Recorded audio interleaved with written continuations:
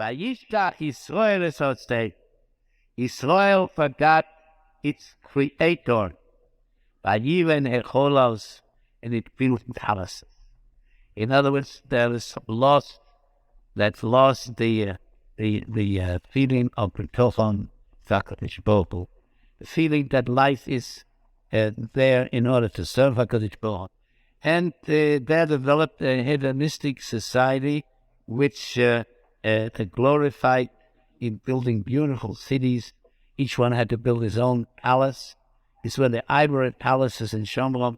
Israel forgot HaKadosh Baruch Hu and built itself Echolos. Echolos means palace.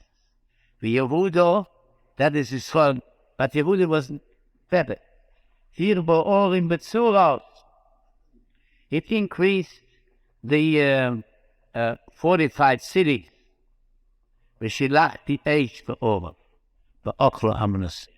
HaKadosh Baruch Hu says, I sent fire, or shall send fire into its cities, and it will eat up all its beautiful buildings. Ba'okla Amnas.